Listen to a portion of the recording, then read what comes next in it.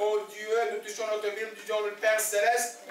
Nous te rendons grâce. La Bible est ta parole. Elle est infaillible. Elle est la vérité et la vie. Laisse qu'aujourd'hui, ta parole nous affranchit. Car il est écrit, tu connaîtras la vérité t'affranchira. Je crois qu'aujourd'hui, je serai affranchi. Au nom de Jésus-Christ. Amen. Amen. Amen. Amen. Alléluia. On va s'asseoir. Amen. Amen. Gloire à toi, Seigneur. Gloire à toi. Enfin, nous sommes toujours dans l'enseignement que nous avons commencé par rapport à la prophétie de l'année du possible. Comment l'impossible devient-il possible? Et nous avons commencé depuis, je crois, 7 dimanches, la partie qui nous parle des conditions qui transforment l'impossibilité à la possibilité. Et nous sommes que à la première condition qui est la foi. Alléluia. Et que dans la foi, nous avons commencé un enseignement pour vérifier et que nous puissions aussi nous éprouver si nous sommes réellement dans la foi. Alléluia. C'est cet enseignement que nous avons titré, les sous-enseignements que nous avons titré les indicateurs ou les symptômes de la foi. C'est des choses que toi tu vas regarder, moi je vais regarder pour vérifier si je suis réellement dans la foi. Sinon je vais dire Seigneur viens au secours de mon incrédulité. C'est une prière aussi que de dire Seigneur viens au secours de mon incrédulité. N'ayez pas honte de faire cela. Alléluia. Amen. Alléluia. Le père de l'enfant lunatique qu'il a fait, il a obtenu les résultats parce que ça montre que Dieu est humble. Alléluia. Amen.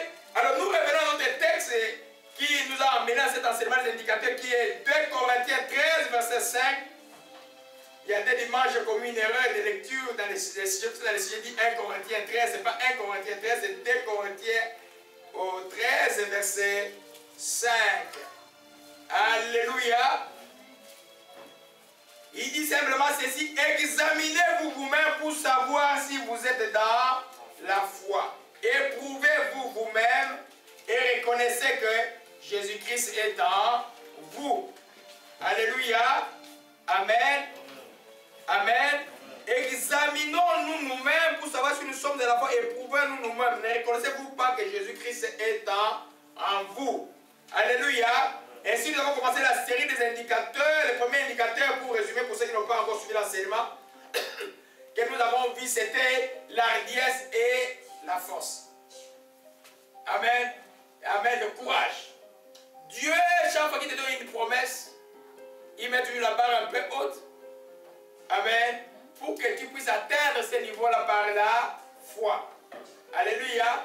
Il a dit aux enfants d'Israël, je vous sortirai d'Égypte, je vous amènerai au pays où coule le lait et le miel. Quand ils sont arrivés dans le pays où coule le lait et le miel, le pays était en face.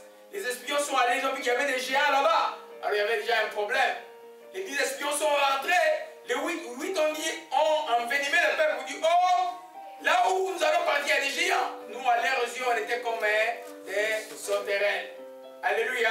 La foi a manqué, ce qui fait qu'ils ont manqué le courage d'aller.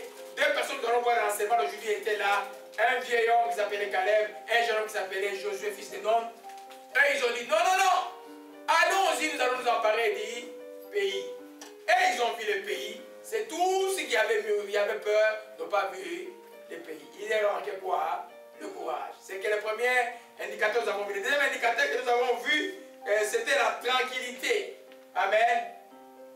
Quand quelqu'un est à la foi, aujourd'hui je peux voir les gens, je vois ma soeur Odile là-bas, je vois qu'elle est tranquille. On peut voir la tranquillité en vous tous aujourd'hui là. C'est-à-dire qu'il y a quelque chose que vous êtes plein de foi ce matin-là. Même quand on chantait, vous étiez plein de foi. Alléluia. La tranquillité, c'est un signe extérieur de la foi. Jésus a dit simplement, l'Éternel a dit, le texte d'Ésaïe, c'est la tranquillité et le repos que c'est votre Seigneur, mais vous ne l'avez pas voulu. Beaucoup de gens ne veulent pas, parce qu'ils ne veulent pas croire.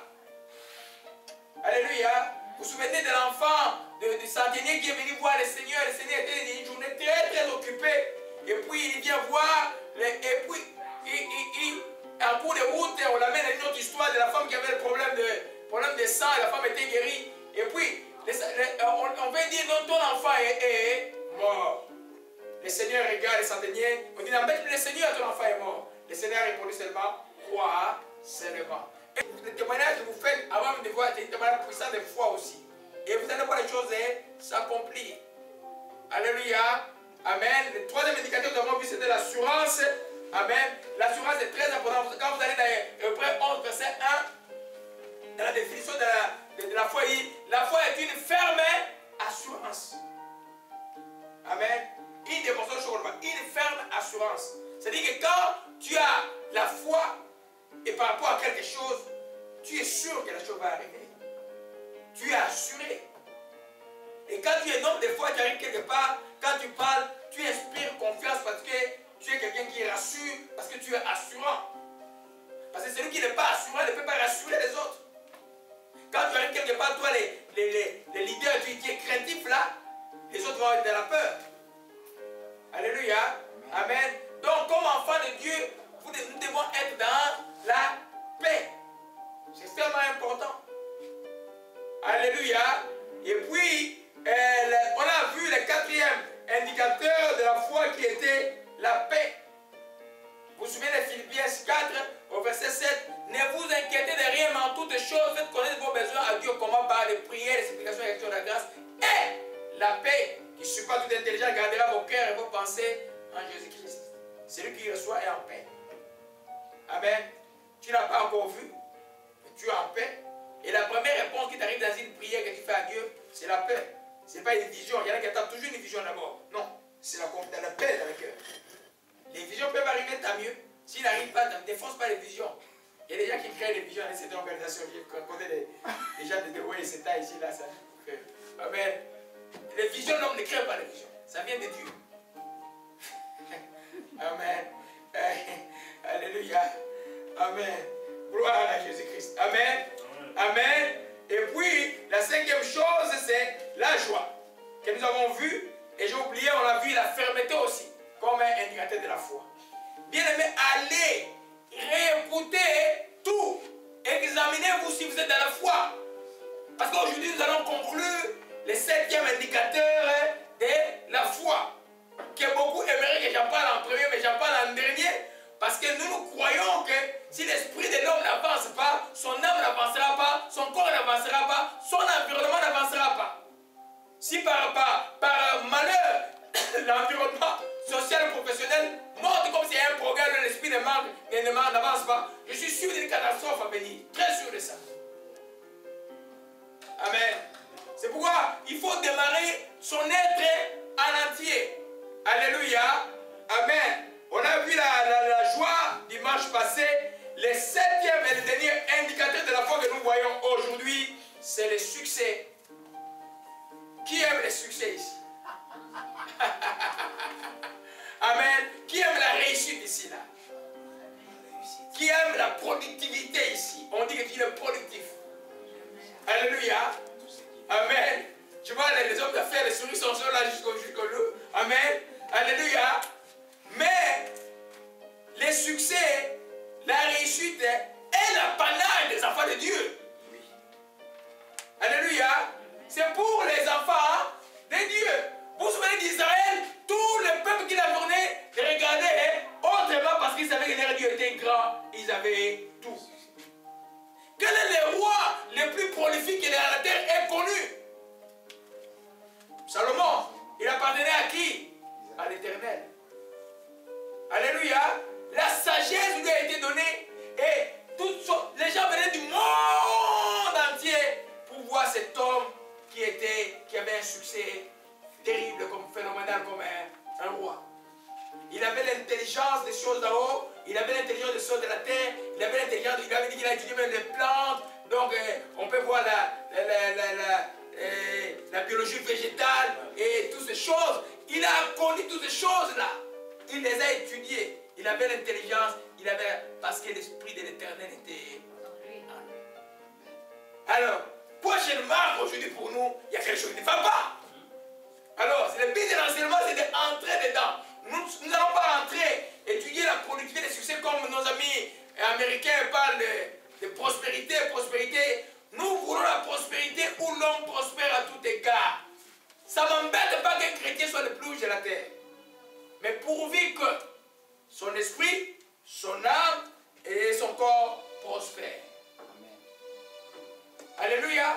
Et ça, pour savoir si ton esprit prospère, ce n'est pas moi qui va regarder ça, c'est toi-même qui vas voir comment tu es avec ton Dieu. Alléluia. C'est pourquoi ce 7e indicateur est très important que nous comprenions cela. Amen. Alléluia. Amen. Amen. Donc, les succès. Oh mon Dieu, tellement beaucoup de choses à dire. Commençons avec le psaume 1. Alléluia. Nous sommes en train de voir les 7e indicateurs ou symptômes de la foi, les succès. En d'autres termes, quand tu as la foi, tu dois avoir la réussite. Tu n'auras pas la réussite totale dans tous les champs. Souvenez-vous de Paul, il avait la réussite dans le ministère et partout, mais il avait des charmes qui les freinaient. Amen. À moins qu'il y ait quelque chose que Dieu te retient, comme un bon roulage, comme disait un jeune musicien chrétien, je suis ces jours aussi, comme un bon roulage, il te retient. Mais tu dois être sûr que ton esprit, ton âme, ton corps est prospère. Alléluia. Amen. Alors, nous avons dans la Bible celui qu'on appelle le père de la foi. Il s'appelait Abraham. La Bible dit dans Genèse 13, verset 2, qu'il était très riche. Alors, beaucoup d'entre vous aiment sauter seulement sur ces versets-là. Ils ne voient pas d'abord la vie d'Abraham. Abraham, avant d'être très riche, il était très riche dans la foi. Et il craignait son Dieu. Imagine-toi son père, d'accord, n'était pas terrain, n'était pas pauvre. Ils étaient une famille bien aisée. Mais Dieu l'a dit, quitte sa famille, va dans le lieu où je vais te montrer. Il a obéi. Il ne savait pas où, il obéissait, il partait.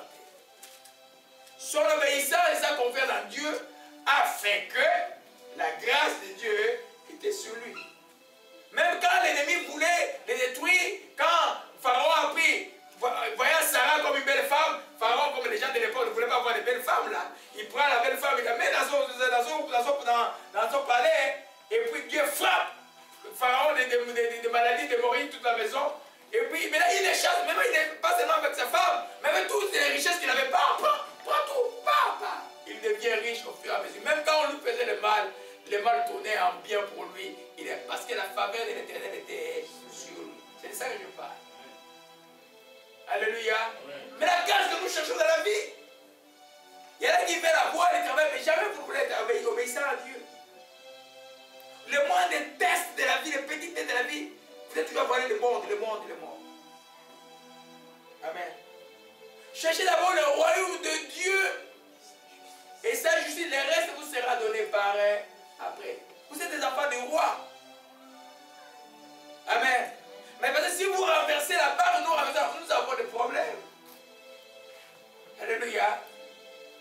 Dieu m'a mis une barrière quand je m'entêtais toujours à conduire avec les choses médicales. Vous savez que j'ai fait mon premier examen, c'était plus rapide. Et puis le second, et puis je fais, tout était rapide. Alors, on m'a dit, petit, toi d'abord Dieu, toi d'abord. Il m'a envoyé le prophète. Et je dis, oh, laissez-moi d'abord.